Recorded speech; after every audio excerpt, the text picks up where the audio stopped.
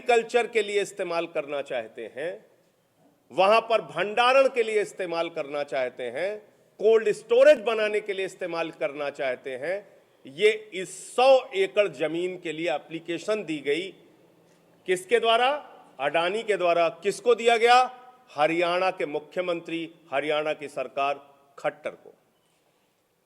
मनोहर लाल खट्टर जी की सरकार ने 2.5 साल पहले इस एप्लीकेशन को रिजेक्ट कर दिया। यह सुनने में आपको बहुत अच्छा लग रहा होगा कि वाह रे कितनी साहस की सरकार है, इसने तो 100 एकड़ जमीन अडानी को देने से मना कर दिया, उसका लैंड यूज चेंज करने से मना कर दिया। लेकिन ऐसा नहीं हुआ।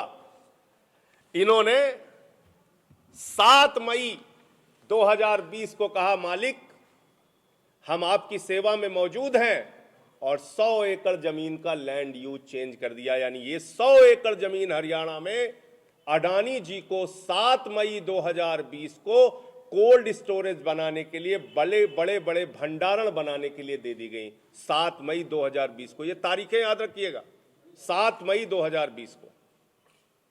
और फिर अचानक 28 दिन के बाद 5 जून 2020 को अध्यादेश के जरिए कैबिनेट ने असीमित भंडारण के काला कानून को मंजूरी दे दी। 5 जून 2020 को, 7 मई को 100 एकड़ जमीन को कोल्ड स्टोरेज बनाने की मंजूरी मिलती है अडानी को हरियाणा में, और 5 जून को असीमित भंडारण करने का कानून मोदी सरकार पास कर देती है। इसका मतलब साफ है, ये बिल देश के करोड़ों किसानों के लिए नहीं बल्कि अडानी के लिए बनाया गया है। यह अडानी के लिए बिल बनाया गया है, अंबानी के लिए बिल बनाया गया है। और बार बार मैं कह रहा हूं, एमएसपी की गारंटी नाम का तीनों कानून में कहीं कोई जिक्र नहीं। आप कहते हैं प्रधानमंत्री जी ने भाषण दे दिया, आप मान लीजिए। अरे भाई, प्रधानमंत्री जी ने तो कहा था 2 करोड़ रोजगार देंगे, बाद में कह दिया जुमला था। प्रधानमंत्री जी ने कहा था 15 लाख हर खाते में देंगे, बाद में कह दिया जुमला था। प्रधानमंत्री जी ने कह दिया जीएसटी से देश में दूसरी आजादी मिल जाएगी, और आज राज्यों का शेयर नहीं दे पा रहे हैं। प्रधानमंत्री जी ने कहा था नोटबंदी से देश की तकदीर बदल जाएगी, देश की अर्थव्यवस्था बर्बाद हो गई। Make in India, startup India, दुनिया भर का कैसा कैसा इंडिया बनाने की बात प्रधानमंत्री जी ने अपने भाषणों में की। लेकिन भाषण से एमएसपी नहीं मिलती, कानून से एमएसपी मिलती है। और बड़ी अजीब सरकार है। असीमित भंडारण किसान नहीं मांग रहा है, कॉन्ट्रैक्ट खेती किसान नहीं मांग रहा है, उसको कानून में लाएंगे। एमएसपी किसान मांग रहा है, उसको कानून में नहीं लाएंगे, क्योंकि इनकी न्यूनतम समर्थन मूल्य देने की नीयत नहीं है। और किसान कैसे आपकी बात पर यकीन कर ले? 15 लाख खाते में देना छोड़ दीजिए, 2 करोड़ नौकरी देना छोड़ दीजिए, काला धन लाने की बात छोड़ दीजिए, किनारे कर दीजिए उन जुमलों को। लेकिन किसान से जो वादा आपने किया था उसकी आय 2 गुना करने की, वो वादा कहां है? किसान से जो आपने वादा किया था कि हम स्वामीनाथन आयोग की रिपोर्ट लागू करेंगे, यानी C2 + 50% फसल का लागत मूल्य, उसके ऊपर 50% मुनाफा, वो कहां है?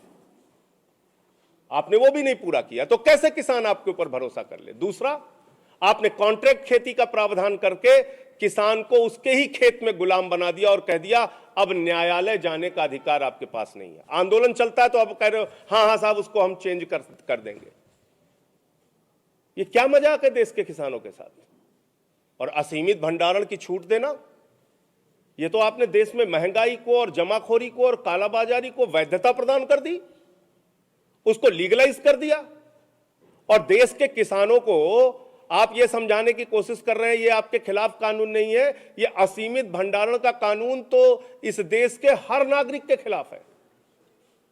सस्ते में गेहूं, सस्ते में चावल, सस्ते में दाल, सस्ते में मक्का, सस्ते में फल, सस्ते में सब्जियां किसानों से खरीदी जाएंगी। उसका असीमित भंडारण अडानी के द्वारा ऐसे बड़े बड़े स्टोरेज में हरियाणा से लेके पूरे देश में किया जाएगा, और जब बाजार में उसी सामान की कमी हो जाएगी तो महंगे दामों पर बेचा जाएगा। यानी मोदी सरकार ने महंगाई, जमाखोरी, कालाबाजारी को वैधता प्रदान कर दी है।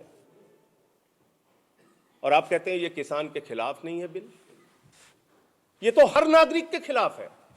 50 रुपए किलो आलू हो गए हिंदुस्तान में, महंगाई आसमान छू रहा है, और उस समय जब महंगाई आसमान छू रही है, आप किसानों पर लाठियां चलवा रहे हैं, उनको आतंकवादी कहते हैं।